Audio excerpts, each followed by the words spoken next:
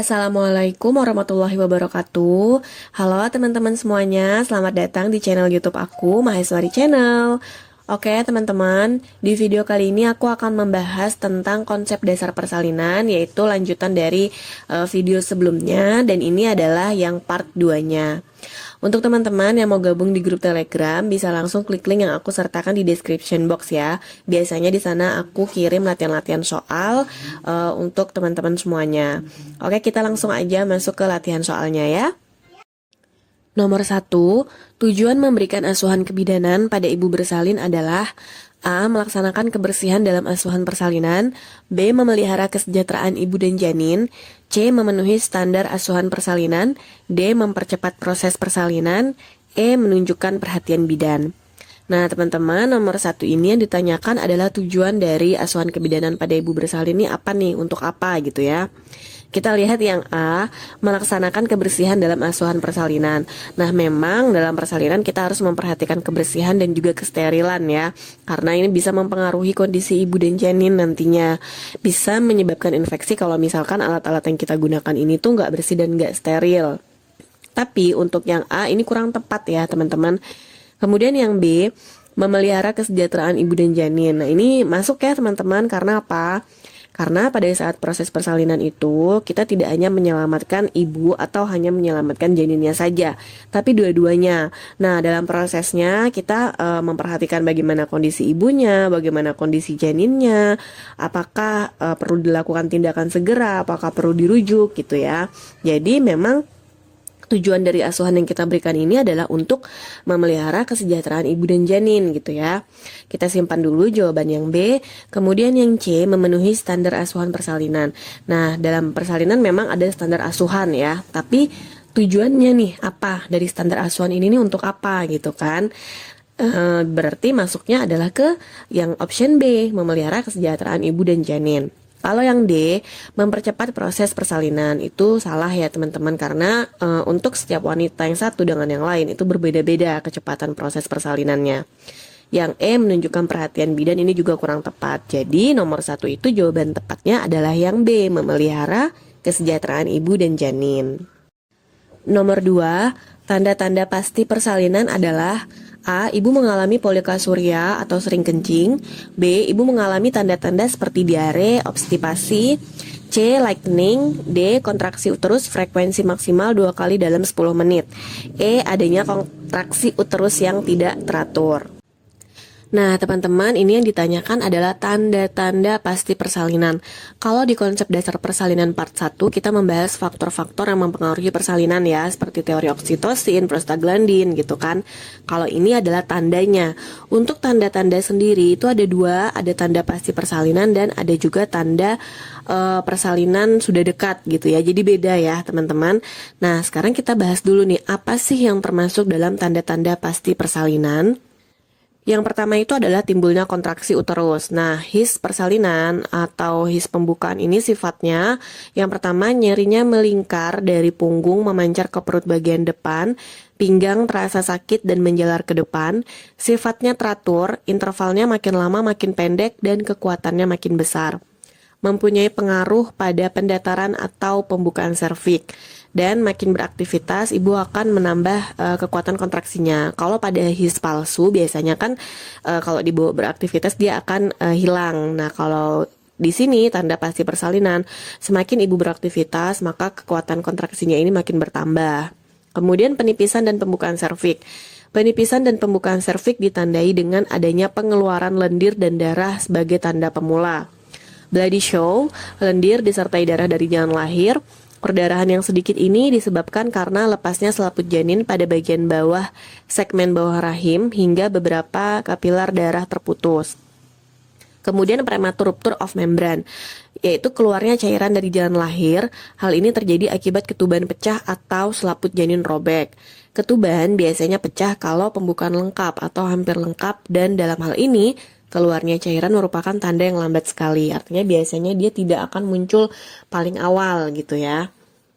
Nah, berarti udah jelas ya teman-teman, di sini tanda-tanda pasti persalinan itu yang tepatnya nomor 2 adalah yang D, kontraksi uterus frekuensi maksimal 2 kali dalam 10 menit. Jadi dia teratur kontraksinya ya.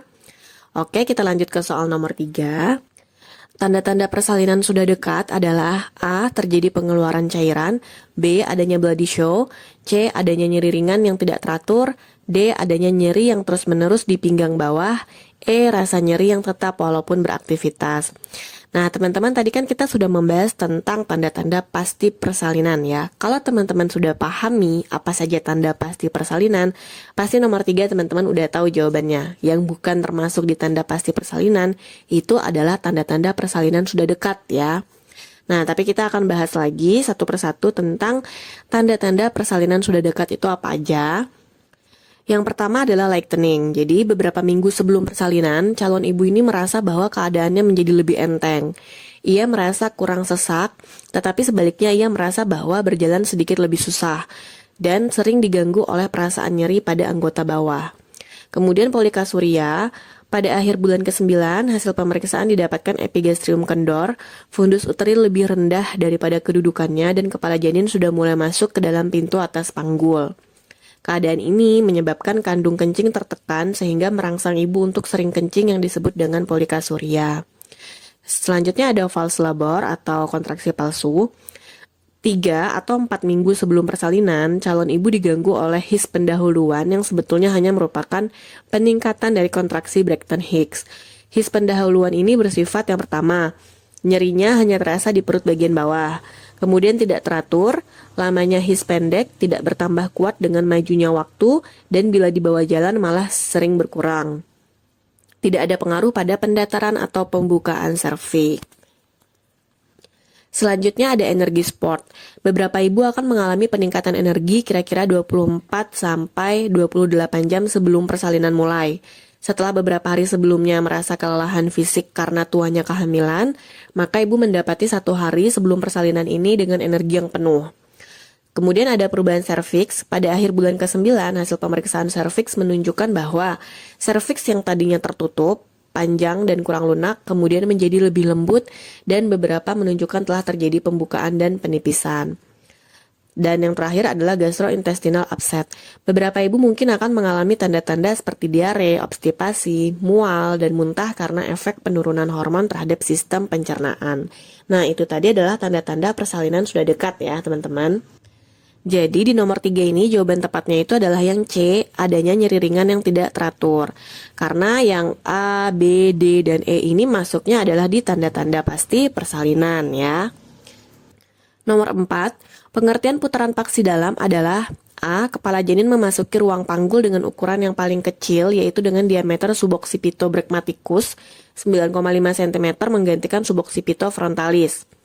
B. Pemutaran dari bagian depan sedemikian rupa sehingga bagian terendah dari bagian depan memutar ke depan ke bawah simfisis. C. Masuknya kepala ke dalam PAP biasanya dengan sutura sagittalis melintang menyesuaikan dengan letak punggung. D. Sutura sagittalis pada posisi di tengah-tengah jalan lahir yaitu tepat di antara simfisis dan promontorium. E. Sutura sagittalis agak ke depan mendekati simfisis atau agak ke belakang mendekati promontorium. Oke, teman-teman, di sini kita pahami dulu masing-masing dari pengertian fleksi, putar paksi dalam, ekstensi, dan putar paksi luar ya. Untuk fleksi, yaitu dagu janin akan mendekati dadanya dan diameter suboccipito bregmatica yang lebih pendek menggantikan diameter occipito frontal yang lebih panjang. Putaran paksi dalam yaitu pemutaran dari bagian depan sedemikian rupa sehingga bagian terendah dari bagian depan memutar ke depan ke bawah simfisis.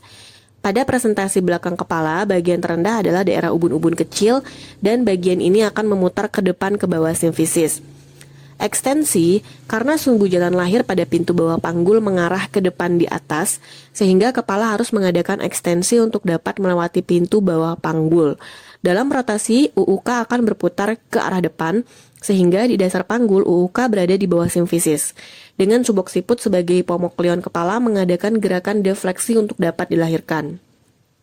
Dan yang terakhir adalah putaran paksi luar, yaitu gerakan kembali sebelum putaran paksi dalam terjadi untuk menyesuaikan kedudukan kepala dengan punggung janin. Nah, ini adalah proses majunya kepala janin ya, teman-teman. Di P3K tahun lalu soal ini keluar, yaitu pertanyaannya adalah tentang pengertian putar paksi dalam. Tidak menutup kemungkinan ada juga yang dapat soal tentang pengertian fleksi, pengertian ekstensi gitu ya. Jadi teman-teman pahami teori-teori dasarnya. Nah, ini kita lihat dalam bentuk gambar. Nah, teman-teman bisa lihat gambarnya, mungkin bisa lebih dipahami kalau melihat gambar. Kalau fleksi, ini teman-teman lihat kepalanya, dagunya ini kan menempel dengan dada ya. Kemudian di sebelahnya ada gambaran putaran paksi dalam ya. Ini terjadi putaran yang awalnya teman-teman bisa lihat ya, antara kanan dan kirinya ini terjadi perubahan gitu ya. Nah, terus yang terakhir adalah gambaran kepala janin pada diafleksi dan putaran paksi luar. Oke, paham ya teman-teman?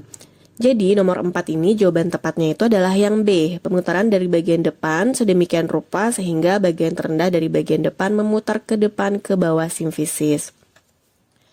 Di soal P3K tahun lalu itu juga ada ditanyakan ya teman-teman, putar paksi dalam itu terjadi berapa derajat ya. Sesuai gambar yang tadi ditampilkan itu 45 derajat ya terjadi putaran paksi dalamnya teman-teman. Nah, oke, kita lanjut ke soal nomor 5. Posisi sutura sagittalis mendekati promontorium sehingga os parietal depan lebih rendah dari os parietal belakang. Disebut A. Asinklitismus, B. Sinklitismus, C. Asinklitismus posterior, D. Asinklitismus anterior, dan E. Engagement. Oke, ini kita pahami dulu pengertiannya. Proses sinklitismus, asinklitismus anterior dan posterior itu adalah proses masuknya kepala janin ke dalam PAP. Beda dengan fleksi, putar paksi dalam, ekstensi itu adalah majunya kepala janin ya. Kalau masuknya kepala janin ke dalam PAP itu adanya sinklitismus dan asinklitismus gitu ya. Nah, sekarang kita lihat. Sinklitismus ini adalah sutura sagittalis berada pada posisi di tengah-tengah jalan lahir, yaitu tepat di antara simfisis dan promontorium. Pada posisi sinklitismus, os parietal depan dan belakang sama tingginya. Kemudian asinklitismus anterior, yaitu posisi sutura sagittalis mendekati promontorium, sehingga os parietal depan lebih rendah dari os parietal belakang. Kalau asinklitismus posterior, posisi sutura sagittalis mendekati simfisis dan os parietal belakang lebih rendah dari os parietal depan. Oke, mudah ya teman-teman untuk membedakannya. Kita balik lagi ke soalnya. Nah, yang ditanyakan adalah posisi sutura sagittalis mendekati promontorium ya. Berarti kalau yang mendekati promontorium tadi jawabannya adalah yang D, asinklitismus anterior. Kalau sinklitismus di tengah-tengah antara promontorium dengan simfisis. Kalau anterior dia mendekati promontorium, kalau posterior mendekati simfisis. Gitu aja mudahnya ya. Oke teman-teman, itu tadi 5 soal tentang konsep dasar persalinan part 2. Semoga bisa dipahami dan terima kasih untuk yang udah nonton video aku sampai akhir. Assalamualaikum warahmatullahi wabarakatuh.